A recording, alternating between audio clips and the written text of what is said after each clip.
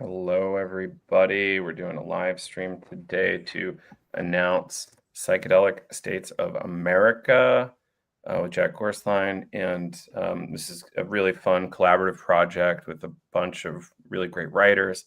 And we've been able to partner with Jack on Psychedelic States of America alongside with Annie Oak Harrison from Lucid News, the editorial director there. And yeah, we're here just for a short live stream to let you all know what's going to be going on. It's a very aggressive schedule for a really important project. So, Annie, could you introduce yourself and kind of share what's exciting for you about this project? Sure. Thanks, Joe. Lucid News is delighted to be partnering with these fine journalists and also with you, Joe, to support Psychedelic States of America, the media tour. And we're really looking forward to publishing the pieces that come out of this collaboration. Starting next week, we'll be publishing print pieces as part of a regular column, plus promoting the live streams and podcasts that you're going to be doing, Joe. I think it's really important that we hear from grassroots psychedelic advocates from across all 50 states. We think it's a brilliant idea and include DC, Puerto Rico, and international stories, as well as stories coming from indigenous nations as well. It's a critical moment for policy initiatives and research focused on psychedelics, and I'm really excited for this collaboration to launch. It's going to be great. Great. Now, Jack, do you want to kind of introduce yourself and the concept here? Yeah, no, so grateful just to be here and having this conversation with all of you and being able to announce this project in kind of a retooled way. For those who might not know who I am, it's Jack Gorsline. I'm an investigative reporter covering drug policy reform issues, really from a ground up perspective.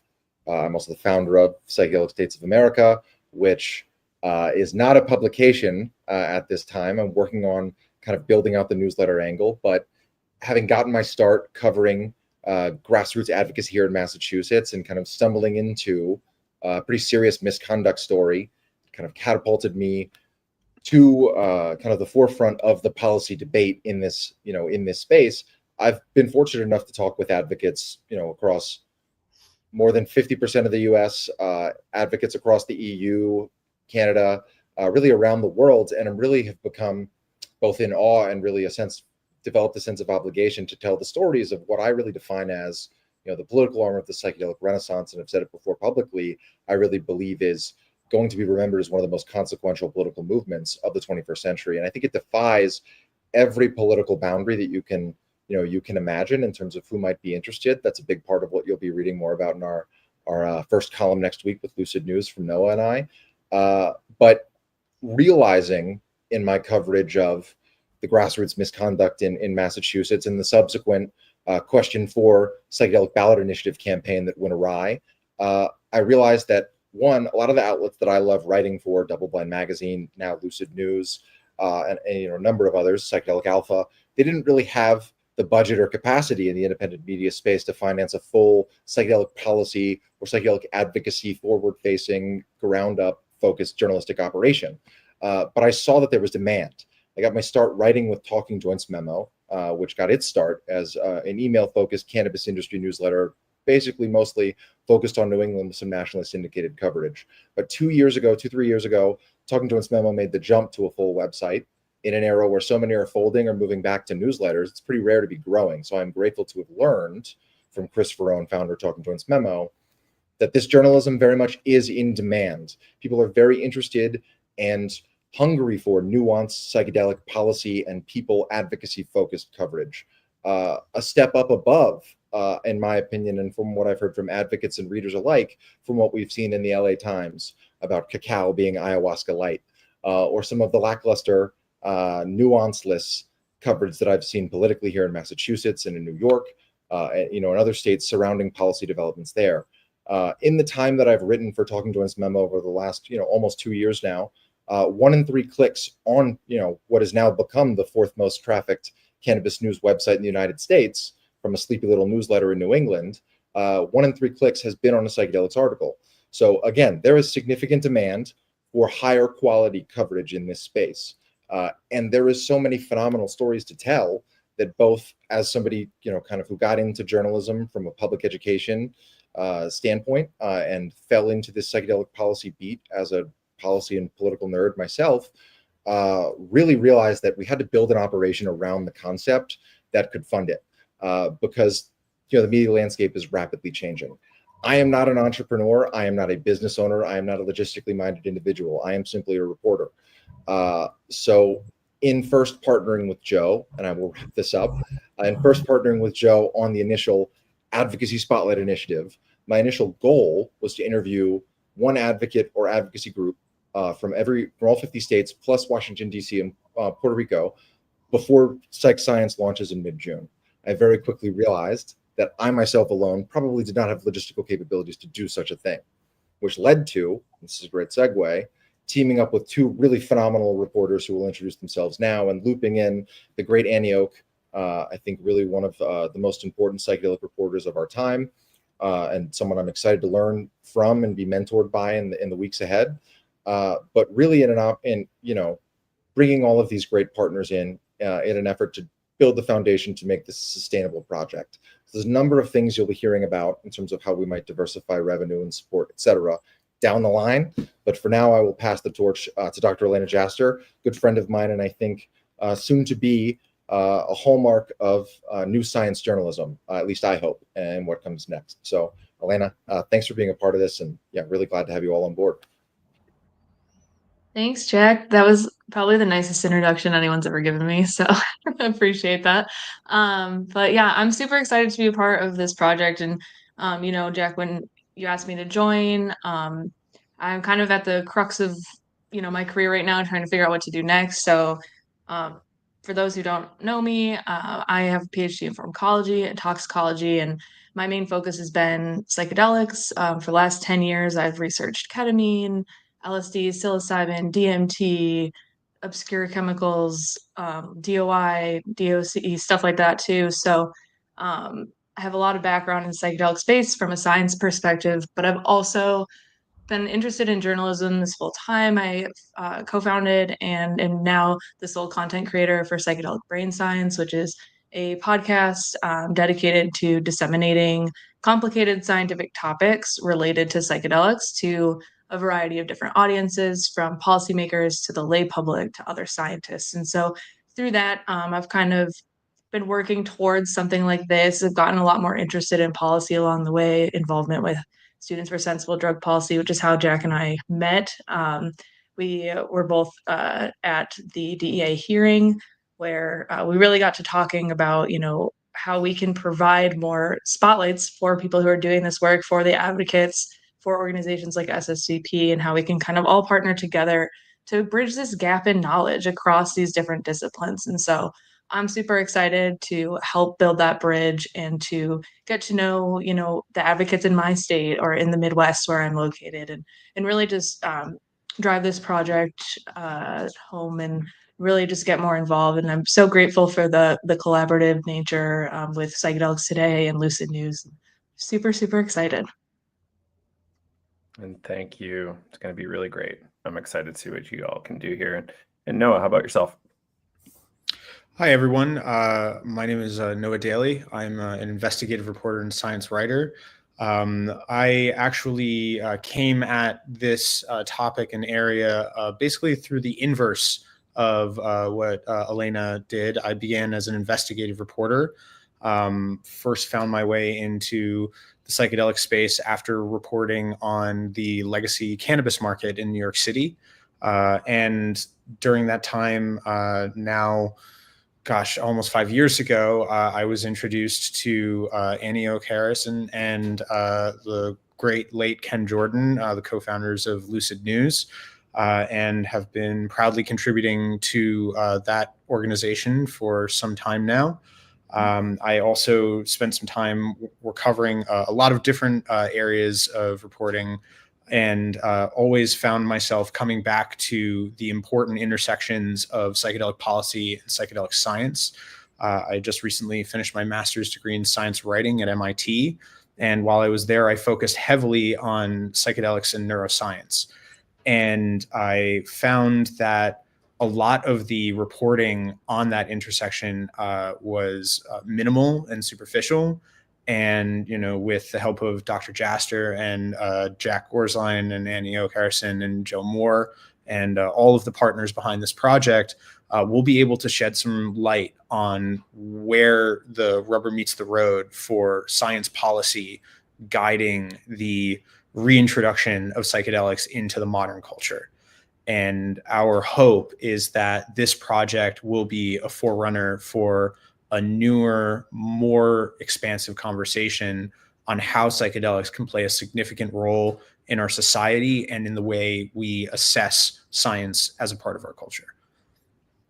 Yeah. And I think really quickly, one thing I want to just tack on to that is I think that even beyond the psychedelic policy space, there's a real need for more comprehensive drugs-focused journalism being legitimized in mainstream or legacy media spaces. The drug policy conversation affects all of us. I like to say, and in some of the events, I've hosted with crowds that are less psychedelic friendly going in, that all of us are only 1 to 2 degrees separated from the mental health crisis, just by the raw data alone. It's undeniable. And the same goes for being affected by drug policy on any number of levels of our society on an international scale. And so being able to legitimize this beat by reporters who cover this beat from the ground up, I've said it before, and I said it when Joe and I first announced this project, I really believe that some of the brightest journalists of our time, true reporters, true muckrakers, are working in the independent space covering drug policy issues specifically right now. We're more resourceful on a smaller budget and can build connections across any number of class and racial lines, because this issue affects so many of us. And I really think that it's important to highlight that as we move forward. And I hope that this is the start of really assembling a team. I know Annie will speak to that. I know that there's opportunities to partner with other publications.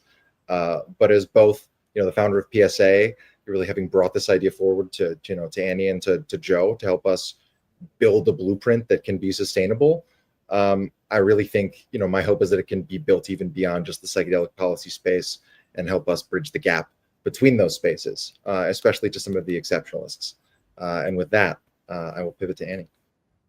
Yeah, I think those are some good points, Jack. Thank you very much for making them. We're really interested, I think, all of us, in continuing to collaborate with other media outlets, with other journalists who want to cover this space. Certainly, I think that our combined efforts can have an impact also on how mainstream media covers these stories, and really give people some balance and context for how important these stories are. We know that, for example, the piece that you and Noah are going to publish and will post next week on the Texas Ibogaine Initiative, that's a bipartisan issue. And there are very few bipartisan political issues at play right now here in this country, and this is definitely one of them. So it's important that we cover these stories fairly, that we do it with a lot of balance and integrity and accuracy. And this is a really great way to kick off the series for what we hope will be a really, great series of both podcasts, live streams, published stories that we can share with other media outlets and get other journalists involved to cover. And especially in the run-up to Psychedelic Science in Denver, where there are going to be a lot of people presenting information, policy initiatives, and research. I think this will really set up our readers to understand what's going to be happening at that event and really give them context for how important these issues are and who the players in each state are, going to be moving forward with their own initiatives there. Denver is going to be a big deal. So we're really excited to be able to support this work. Lucid News was founded in 2020 to cover this beat, and we've relaunched ourselves as a nonprofit organization, Lucid News Community Media. This is a perfect example of how community media operates to support journalists in this space and collaborate with other media groups. I'm delighted to be working with Joe on this as well. And we'd really like sponsors to come and support this initiative. Get in touch with any of us sponsors to talk with us about how you can help out. I'm Ann at lucid.news, but I'm sure any of us would be happy to talk with you. So thanks for supporting this initiative if you're a sponsor and you're listening.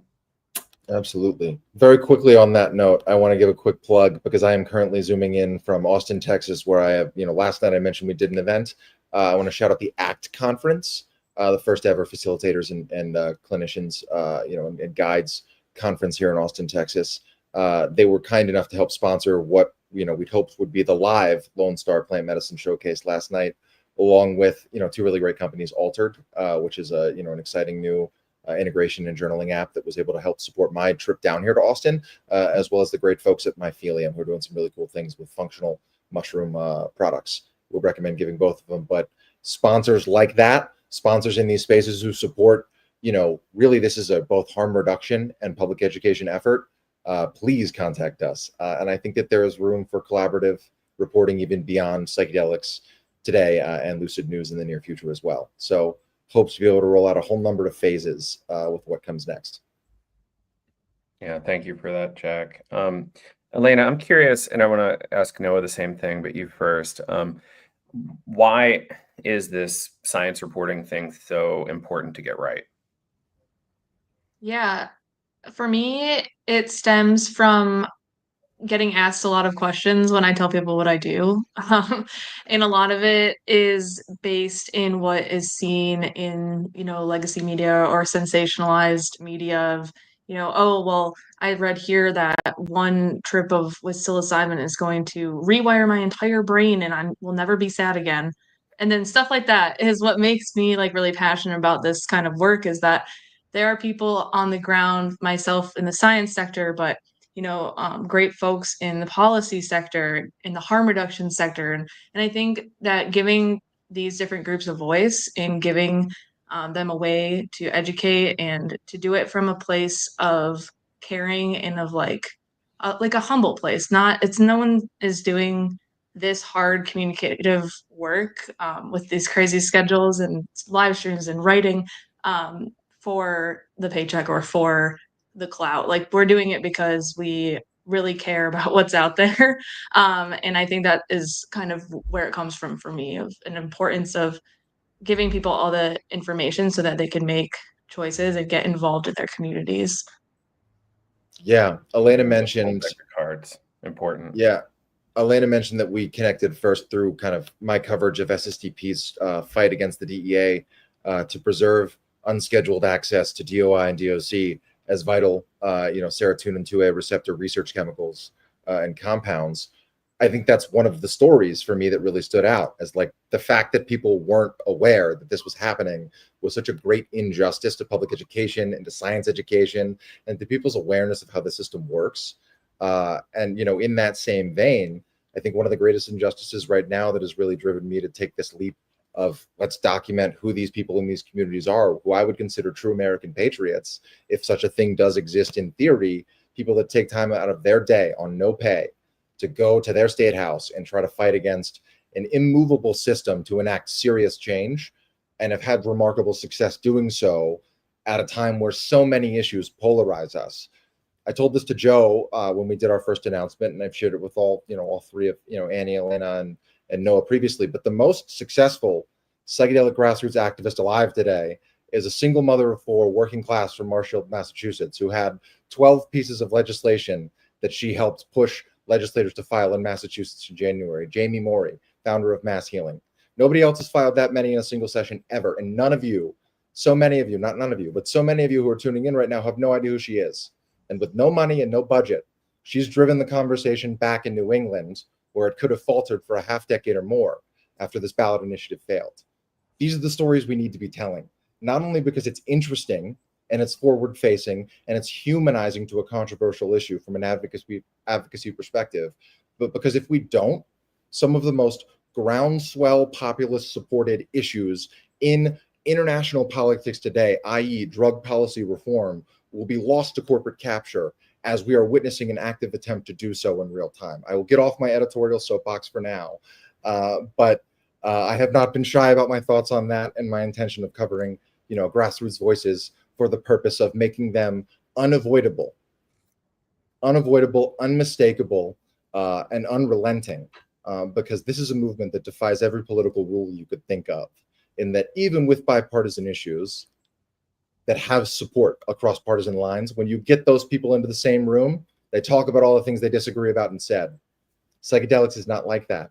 It is remarkable. And it's a blueprint for something bigger than beyond this movement from a political reform standpoint. I really believe that. So enough with my editorial soapbox. Joe, take it away. Yeah, let's hear from Noah. Noah, with the master's in science writing from MIT, could be doing a lot of things. Why this space? Yeah, so I think, like it's been said, by Elena and Jack, there are voices that need to be heard that aren't necessarily getting through, and that's not to discount some of the excellent psychedelic science journalism that's out there.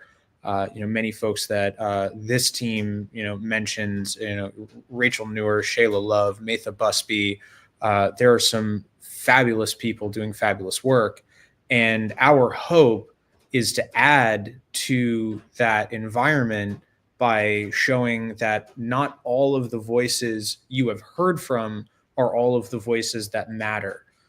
And so you have people who are not necessarily pursuing a new molecule or are trying to patent their own mix of MDMA, but are creating new tools, are evaluating how we evaluate these drugs, how we are setting up a system for profiting off of the administration of these molecules, and where does the legacy wisdom of the people who have stewarded these molecules, in some cases for thousands of years, fit into that. And so, my goal by participating in this project is helping elevate some of those voices. And with, Elena's help and with Jack's help, we will be able to create some kind of conversation that brings together the lab that doesn't have $50 million behind it, the lab that maybe has $250,000. Sorry, my dog is shaking in the background. I think the important points that Elena raises about making sure that we are incorporating good science and then also being able to explain good science is really what matters when we're talking about psychedelic science, because a lot of people are producing points that sound the same.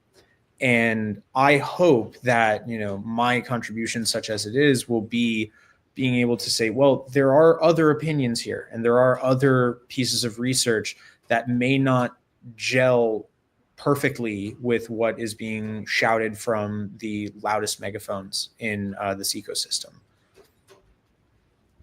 Yeah, and we've heard plenty of inaccuracy over the years. I'm sure we all have many hours of stories to tell on that.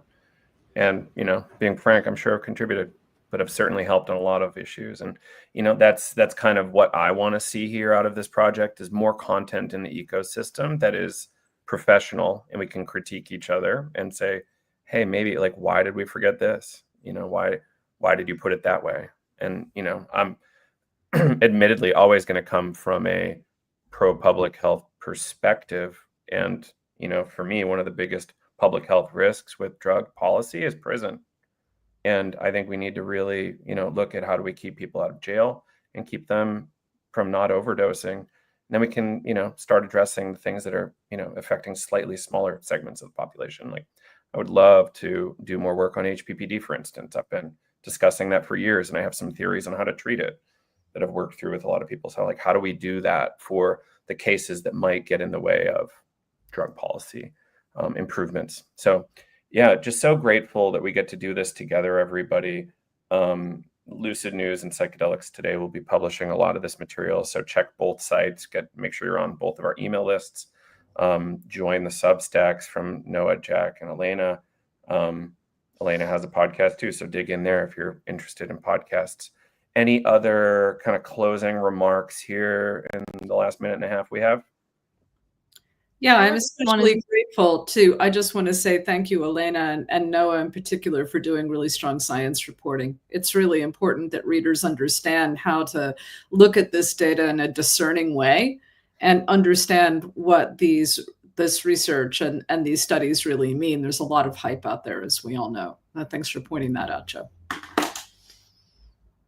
Yeah, thanks. I just wanted to end by saying that, and I say this kind of all the time, but that science informs policy, but policy also informs science. So it's really important to have these intersections with our reporting and these conversations. And so I just want to say I appreciate everybody's efforts here, and hopefully we can get some really great stuff in the next months. Really just can't say thank you enough to you all. So excited for what comes next, and eager to get more partners on board. Noah? Oh, no, can't wait to get started. And thank you everyone who's watching, and hoping to engage with you all very soon. As has been said, any sponsors watching, listening, feel free to reach out to any of us. We'd love to talk to you. We would love to bring you into this really exciting development, and stay tuned. Absolutely. All right. Well, thank you all. Good luck with all of these recordings and the travel we're all going to be doing. And yeah, sponsors, reach out. Thank you all, and have a beautiful rest of your day.